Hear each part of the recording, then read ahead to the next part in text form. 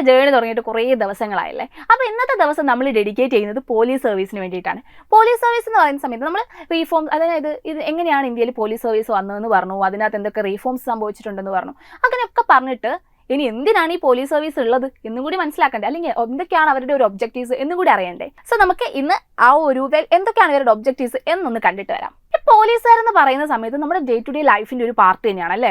അവരെ ഒഴിച്ചു കൂടിയിട്ട് നമുക്കൊരു ദിവസം ശരിക്കും പറഞ്ഞാൽ മുന്നോട്ട് പോകാൻ പറ്റത്തില്ല.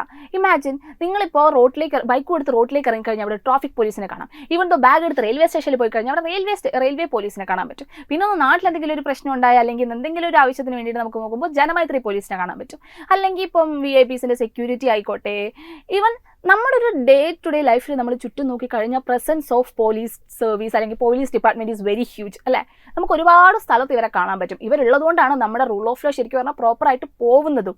അല്ലാന്നുണ്ടെങ്കിൽ ഒന്ന് ഇമാജിൻ ചെയ്ത് നോക്കിയാൽ നിങ്ങൾ റോഡിലോട്ട് ഇറങ്ങുന്നു, ഒരാൾ നിങ്ങളെ വന്ന് തല്ലുന്നു. ഇത് നമ്മുടെ യൂഷ്വലി നടക്കാൻ ചാൻസ് ഉള്ള ഒരു കാര്യമാണല്ലേ. അതായത് ആരും നമ്മൾ റെഗുലേറ്റ് ചെയ്യാനില്ല, ആരും നമ്മളൊന്നും ചെയ്യില്ല എന്നൊക്കെ അറിഞ്ഞു കഴിഞ്ഞാൽ നമ്മൾക്ക് ആ ഒരു ടെൻഡൻസി കൂടും വേറെ ആളെ ഹാം ചെയ്യാന്നുള്ളത്.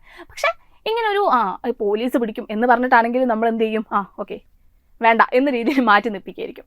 സോ അങ്ങനെ നോക്കുമ്പോൾ നമ്മുടെ ഒരു ഡേ ടു ഡേ ലൈഫ് എടുത്ത് നോക്കിക്കഴിഞ്ഞാൽ ഒരുവിധം പല സൈഡിൽ നമുക്ക് എന്ത് ചെയ്യാൻ പറ്റും, ഈ ഒരു പോലീസുകാരുടെ പ്രസൻസ് കൊണ്ടുള്ള may be directly or indirectly ആ ഒരു പ്രസൻസ് നമുക്ക് ഫീൽ ചെയ്യാൻ പറ്റും. പക്ഷെ ഒന്ന് ആലോചിക്കുകയെ, ഇത്രയും നമുക്ക് വേണ്ടി ചെയ്യുന്നുണ്ട് ആളുകൾക്ക്, നമ്മൾ അതിനനുസരിച്ചുള്ള റെസ്പെക്ട് തിരിച്ചു കൊടുക്കാറുണ്ടോ? ഈവൻ ദോ നമ്മൾ we are very proud about Indian army അല്ലെങ്കിൽ we are very proud of Indian army എന്നൊക്കെ പറയുന്ന സമയത്ത് അവർ ബോർഡറിൽ ചെയ്യുന്ന അതേപോലൊരു ഡ്യൂട്ടി നമ്മുടെ ഒരു ഇന്റേണൽ വയലൻസ് ഒന്നും ഇല്ലാതെ ഡൊമസ്റ്റിക് ഏരിയാസിൽ നടത്തിക്കൊണ്ടിരിക്കുന്ന പോലീസുകാരുടെ നമ്മൾ അത്രയ്ക്ക് അങ്ങോട്ട് വില മതിക്കാറില്ല അല്ലേ. വളരെ റീസെൻ്റ് ആയിട്ട് പറയുകയാണെങ്കിൽ നമ്മുടെ കോവിഡിൻ്റെ പീരീഡിൽ എല്ലാവരും വീട്ടിൽ അടച്ചുകൂടി ഇരിക്കണം, നമ്മളിങ്ങനെ ആളുകൾ പുറത്തിറങ്ങി നടക്കുന്നതിനനുസരിച്ച് ഒരു എപ്പിഡമിക് സ്പ്രെഡ് ആവാനുള്ള ചാൻസസ് ഹ്യൂജ് ആണ് എന്ന് മനസ്സിലാക്കിയിട്ടും ആ ഒരു സമയത്ത് കൂടി പോലീസുകാർ വർക്ക് ചെയ്തിട്ടുണ്ടെന്നുള്ളത് നമുക്ക് ഒട്ടും ശരിക്കും അത് ഭയങ്കര വിസിബിൾ ആയിരുന്നു അല്ലേ. ഈവൻ ദോ നമ്മൾ പോലും പലർക്കും വീട്ടിലിരുന്ന് ഭയങ്കര സഫക്കേറ്റഡ് ആയിരുന്ന സമയത്തൊന്ന് പുറത്തിറങ്ങാം, പക്ഷെ പുറത്തിറങ്ങാൻ പാടില്ല. ആ ഒരു സമയത്ത് നമ്മൾ പുറത്തിറങ്ങാൻ പാടില്ല. എന്നിട്ട് നമ്മൾ ഇറങ്ങാൻ നോക്കിയപ്പോൾ പോലീസുകാരെ പേടിച്ചിട്ടാണ് നമ്മൾ റൂമിനകത്ത് ഇരുന്നിട്ടുണ്ടാവുക. അപ്പോൾ നമ്മുടെ ഒരു പ്രൊട്ടക്ഷൻ എന്ന് പറയുന്നിടത്ത് അവർക്കുള്ള ഇമ്പോർട്ടൻസ് വളരെ അധികമാണ്. എന്നാലും നമ്മൾ അത്ര അങ്ങോട്ട് കാര്യമാക്കാറുമില്ല.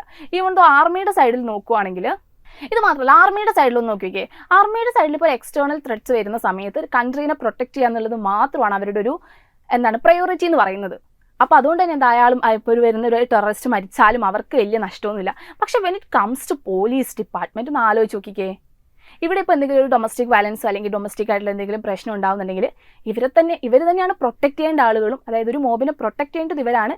അതേ മോബിനെ തന്നെ ഒന്ന് പ്രശ്നമൊന്നും ഉണ്ടാക്കാതെ നിൽപ്പിക്കേണ്ടതും ഇവരുടെ ഒരു ഡ്യൂട്ടി തന്നെയാണ്. സോ അത്തരത്തിൽ ഒരുപാട് at the same time simultaneous ആയിട്ട് ഒരുപാട് റോൾ ആക്ട് ചെയ്യുന്ന ആളുകളാണ് ഈ പോലീസ് ഓഫീസേഴ്സ് എന്ന് പറയുന്നത്. എന്നാൽ ഇന്ന് നമ്മുടെ ഒരു പണ്ടത്തെ ആ ഒരു സിസ്റ്റത്തിൽ നിന്ന് ഒരുപാട് മാറി, അല്ലെങ്കിൽ ആ ഒരു ഡ്യൂട്ടി സ്പേസിൽ നിന്ന് വളരെയധികം അവരെന്ത് ചെയ്തു, അപ്ഗ്രേഡ് ചെയ്തിട്ടുണ്ടെന്ന് വേണേൽ പറയാൻ പറ്റും. പോലീസുകാരൻ്റെ ഒരു പണി എന്ന് പറയുന്നത് കള്ളനെ പിടിക്കുക എന്നുള്ളത് അല്ലേ. അല്ലെങ്കിൽ കള്ളൻ്റെ റേഞ്ച് കൂടുന്നതിനനുസരിച്ച് പിടിക്കുന്ന പോലീസുകാരൻ്റെയും റേഞ്ച് കൂടിക്കൊണ്ടേയിരിക്കും. സോ നമുക്കിപ്പോൾ പറയാനുള്ളൊരു കാര്യം എന്ന് വെച്ച് കഴിഞ്ഞാൽ പണ്ടുണ്ടായിരുന്ന ഒരു സിസ്റ്റത്തിൽ നിന്ന് അല്ലെങ്കിൽ പണ്ടുണ്ടായിരുന്ന ഒരു ഡ്യൂട്ടി സ്പേസിൽ നിന്ന് ഒരുപാട് ബ്രോഡായി കഴിഞ്ഞു നമ്മുടെ ഈ പോലീസ് ഡിപ്പാർട്ട്മെൻറ്റിൻ്റെ ഒരു സർക്കിൾ എന്ന് പറയുന്നത്. ഇവിടെ അവരുടെ ട്രെയിനിങ്ങിൽ പോലും ഒരുപാട് ചേഞ്ചസ് വന്നിട്ടുണ്ട്. നമ്മൾ പറഞ്ഞിട്ടുണ്ടായിരുന്നു 1861 ഉണ്ടായിട്ടുള്ള അല്ലെങ്കിൽ 1861 ഉണ്ടായിരുന്ന ഒരു ആക്ട് പ്രകാരമാണ് 1865 ഒക്കെ റിലേറ്റഡ് 1865 നമുക്കൊരു ആദ്യമായിട്ട് ഒരു പോലീസ് ഫോഴ്സ് വരുന്നത്. അതിനുശേഷം 1948 ഒരു ഫോഴ്സ് വരുന്നു. ഇപ്പോൾ ഹിസ്റ്ററി ഓഫ് IPS എന്ന് പറഞ്ഞ ഒരു സെഷനകത്ത് നമ്മൾ ഒരുപാട് വ്യക്തമായിട്ട് അതിനെപ്പറ്റി പറഞ്ഞിട്ടുണ്ടായിരുന്നു. സോ ഒന്ന് കാണാത്ത ആളുകളൊന്ന് കണ്ടിട്ട് വരിക. അപ്പോൾ നമുക്കിത് കുറച്ചുകൂടി ഒന്ന് ലിങ്ക് ചെയ്യാൻ പറ്റും അല്ലേ. അപ്പോൾ നമ്മൾ പറഞ്ഞു ഇപ്പോൾ ഒരുപാട് വർക്കിംഗ് സ്പേസിൽ നമുക്ക് പോലീസുകാരെ കാണാൻ പറ്റും എന്ന് പറഞ്ഞ പോലെ തന്നെയാണ് ഇപ്പോൾ റെയിൽവേ നോർമലായി ഒരു റൂൾ ഓഫ് ലോ എന്നതിന് അപ്പുറത്തോട്ട് ഒരുപാട് കാര്യങ്ങൾ ഇവർ ചെയ്യുന്നുണ്ട്. ഈവൻ ദോ ഡിസാസ്റ്റർ മാനേജ്മെന്റിൽ വർക്ക് ചെയ്യുന്നുണ്ട്, ക്രൈം പ്രിവെൻഷൻ, ഇൻവെസ്റ്റിഗേഷൻ, അങ്ങനെ ആ ഒരു റോളിൽ ആക്ട് ചെയ്യുന്നുണ്ട്. VIP security, counter terrorism, border police, അങ്ങനെ ഒരുപാട് വേരിയസ് റോൾസിൽ ഇവർ ആക്ട് ചെയ്യുന്നുണ്ട്. ഇത് മാത്രമല്ല നമ്മൾ കഴിഞ്ഞ ദിവസത്തെ പറഞ്ഞിട്ടുണ്ടായിരുന്നു, അതായത് പോലീസ് സർവീസിലോട്ട് കയറണം എന്നുണ്ടെങ്കിൽ നമുക്ക് ഡയറക്റ്റ് ആയിട്ട് സ്റ്റേറ്റ് നടത്തുന്ന എക്സാമുകളുണ്ട്. അതേപോലെ യൂണിയൻ പബ്ലിക് സർവീസ് കമ്മീഷൻ നടത്തുന്ന സിവിൽ സർവീസ് എക്സാമിലൂടെ നമുക്ക് ജോയിൻ ആവാൻ പറ്റും നമ്മൾ പറഞ്ഞു. അപ്പോൾ അങ്ങനെ IPS നേടിക്കയറുന്ന ആളുകൾക്ക് ഒരു സ്റ്റേറ്റിലൂടെ ജോയിൻ ചെയ്യുന്ന ആളുകളെക്കാളും ഒരുപാട് പ്രിഫറൻസ് അല്ലെങ്കിൽ ഒരുപാട് പ്രിവിലേജസ് എക്സ്ട്രാ കിട്ടുന്നുണ്ട്. ഈ IPS ബാഡ്ജൊക്കെയുള്ള ആളുകളുണ്ടല്ലോ, ആദ്യമായിട്ട് ജോയിൻ ആവുന്നു, അതിനുശേഷം അവരുടെ കാലിബറിനൊക്കെ അനുസരിച്ച് പ്രൊമോഷൻസ് കിട്ടുന്നു, അപ്ഗ്രേഡ് ആവുന്നു. അങ്ങനെ അതായത് DGP DGP വരെ ആയിട്ട് അങ്ങനെ പിന്നെ ലെഫ്റ്റനന്റ് ഗവർണറൊക്കെ ആവുന്ന ആളുകളുണ്ട്. അല്ലാന്നുണ്ടെങ്കിൽ ഇവരൊക്കെ റോ അല്ലെങ്കിൽ IB CBI ഇതിലേക്കൊക്കെ ആളുകൾക്ക് പ്രൊമോഷനോ അല്ലെങ്കിൽ ട്രാൻസ്ഫറോ ഒക്കെ കിട്ടാറുണ്ട്. ഇങ്ങനെ കിട്ടിക്കഴിഞ്ഞാൽ ഗുണം എന്ന് വെച്ച് കഴിഞ്ഞാൽ നമ്മൾ ഈ ഒരു അത് മാത്രമല്ല കേട്ടോ, IPS ആയി കഴിഞ്ഞു എന്നുള്ളത് കൊണ്ട് നമ്മൾ കംപ്ലീറ്റ് പോലീസ് ലൈഫിൽ തന്നെയാണ് എന്നുള്ളതും അർത്ഥമല്ല. നമ്മുടെ കേരള കേഡർ എടുത്ത് നോക്കുമ്പോൾ ഞാൻ കഴിഞ്ഞ ദിവസം പറഞ്ഞിട്ടുണ്ടായിരുന്നു, നമ്മുടെ ഋഷിരാജ് സിംഗ് സാർ ആയിക്കോട്ടെ, TP സെൻകുമാർ സാർ ആയിക്കോട്ടെ, ഇവരൊക്കെ തന്നെ വേറെയും കുറേ ഡിപ്പാർട്ട്മെന്റിന്റെ ഹെഡായിട്ടൊക്കെ വർക്ക് ചെയ്തിട്ടുള്ള ആളുകളാണ്.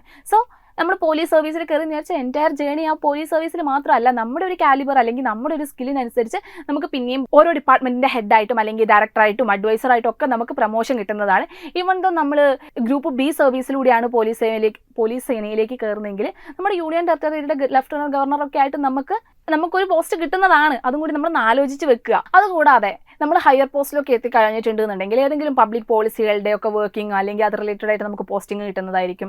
അതുപോലെ ഈ IAS-കാരുടെ ഒക്കെ ഒരു ലെവലിൽ തന്നെയുള്ള കുറേ പോസ്റ്റിംഗ് ഒക്കെ നമുക്ക് IPS-കാർക്കും ഈ ഒരു ജേണിയിൽ ഒരു IPS ജേണിയിൽ കിട്ടുന്നതാണ്. ഇവരുടെ ഒരു ട്രെയിനിങ് എന്ന് പറയുന്നതും അതായത് ഇനീഷ്യൽ പീരീഡിൽ തന്നെ ഈ ഒരു സർവീസ് പോലീസ് സർവീസ് മാത്രം മുൻകൂട്ടി കണ്ടിട്ടല്ല ശരിക്കും പറഞ്ഞാൽ പോലീസ് സർവീസിലേക്കുള്ള ആളുകളുടെ ട്രെയിനിങ് നടക്കുന്നത്. അതിന് വലിയൊരു ഉദാഹരണമാണ് ഇവരുടെ ആർമി അറ്റാച്ച്മെന്റ് എന്ന് പറയുന്നത്.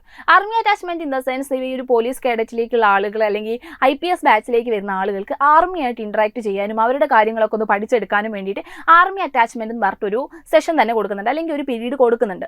ആ ഒരു സമയത്ത് ഇവർക്ക് ആർമി എന്താണ്, ഹൗ ഇറ്റ് ഈസ് വർക്കിംഗ്, അവരുടെ ഒരു അഡ്മിനിസ്ട്രേറ്റീവ് സിസ്റ്റം എങ്ങനെയാണ്, how they are doing, like അങ്ങനെ കുറേ കാര്യങ്ങൾ പഠിച്ചെടുക്കാൻ പറ്റും. അവരുടെ ഒരു പ്രാക്ടീസ് അല്ലെങ്കിൽ അവരുടെ ട്രെയിനിങ് എങ്ങനെയാണ്, അവരെങ്ങനെയാണ് ഒരു കാര്യം ഡീൽ ചെയ്യുന്നത്, അങ്ങനെ ഒത്തിരി കാര്യങ്ങൾ വൈഡായിട്ട്. അതായത് ഈ ഒരു ട്രെയിനിങ് പ്രോസസ്സ് നടക്കുമ്പോൾ തന്നെ ഇവരെ പ്രിപ്പയർ ചെയ്തെടുക്കുന്നത് അല്ലെങ്കിൽ ഇവരെ ട്രെയിൻ ചെയ്തെടുക്കുന്നത് ജസ്റ്റ് ഒരു പോലീസ് എന്നുള്ള രീതിയിൽ മാത്രമല്ല, ഈ ഒരു പബ്ലിക് പോളിസീസ് അല്ലെങ്കിൽ പബ്ലിക് പോളിസിയുടെ ക്ലാസ് ആയിക്കോട്ടെ, അങ്ങനെയുള്ള ആളുകളായിട്ടുള്ള ഇന്ററാക്റ്റീവ് സെഷൻസ് ആയിക്കോട്ടെ, ഇതൊക്കെ എടുത്ത് നോക്കുമ്പോഴും നമുക്ക് കാണാൻ പറ്റുന്ന ഒരു കാര്യം എന്ന് വെച്ച് കഴിഞ്ഞാൽ ഈ ഒരു എൻറ്റയർ ജേണിക്ക് വേണ്ടിയിട്ട് അവരെ ഷേപ്പ് ചെയ്തെടുക്കാൻ വേണ്ടിയിട്ടാണ് ഓരോ ക്ലാസ്സും പ്രിപ്പയർ ചെയ്തിട്ടുള്ളത്. അതുകൊണ്ട് തന്നെയാണ് ഈവൻ ചെറിയൊരു എക്സാമ്പിളാണ് ശരിക്കും പറഞ്ഞാൽ നമ്മുടെ അജിത് ഡോവൽ സർ. ഇന്നിപ്പോൾ നാഷണൽ വൈഡ് നോക്കുവാണെങ്കിൽ he is very important person. Because Kerala കേഡറിൽ IPS ആയിട്ട് വന്നിട്ട് നമ്മുടെ നാഷണൽ സെക്യൂരിറ്റി കൗൺസിലിൻ്റെ അഡ്വൈസറായിട്ട് വർക്ക് ചെയ്യുന്നതാണ് അദ്ദേഹം. അത് മാത്രമല്ല നമ്മുടെ രാജ്യത്തിന് വേണ്ടിയിട്ട് വേറെ കുറേ അന്യരാജ്യങ്ങളിലൊക്കെ പോയിട്ട് അല്ലെങ്കിൽ അവിടെയൊക്കെ സ്പൈ ആയിട്ട് വർക്ക് ചെയ്തിട്ടും നമുക്ക് വളരെയധികം ഇമ്പോർട്ടൻ്റ് ആയിട്ടുള്ളൊരു പേഴ്സൺ ആണ് അദ്ദേഹം. അതുപോലെ നോക്കുവാണെങ്കിൽ നമുക്ക് പലർക്കും ഈ IPS-ൽ കയറി കഴിഞ്ഞിട്ട് നമുക്ക് അങ്ങനെ അത്രയും പൊട്ടൻഷ്യൽ ഉണ്ട് എന്നുണ്ടെങ്കിൽ അത്രയും കുറേ സർവീസിലേക്കൊക്കെ പോകാനുള്ളൊരു വൈഡ് ആയിട്ടുള്ളൊരു ഓപ്ഷൻ ശരിക്കും പറഞ്ഞാൽ ഇത് ഓപ്പൺ ചെയ്ത് തരുന്നുണ്ട്. ഇത്രയും കാര്യങ്ങൾ നമ്മൾ ചുമ്മാ ഡിസ്കസ് ചെയ്ത സമയത്ത് തന്നെ നമുക്ക് കാര്യങ്ങൾ മനസ്സിലാക്കാൻ പറ്റുമെന്ന് വെച്ച് കഴിഞ്ഞാൽ ഒരു വലിയൊരു സ്പേസ് ആണ് ശരിക്കും പറഞ്ഞാൽ പോലീസ് സർവീസ് എന്ന് പറയുന്നത്. കയറി കഴിഞ്ഞാൽ അതായത് ജോയിൻ ആയി കഴിഞ്ഞാൽ തന്നെ പല ഫീൽഡിലേക്ക് നമുക്ക് പോകാൻ പറ്റും, പല ഓപ്ഷൻസ് അവിടെ ഓപ്പൺ ആണ്.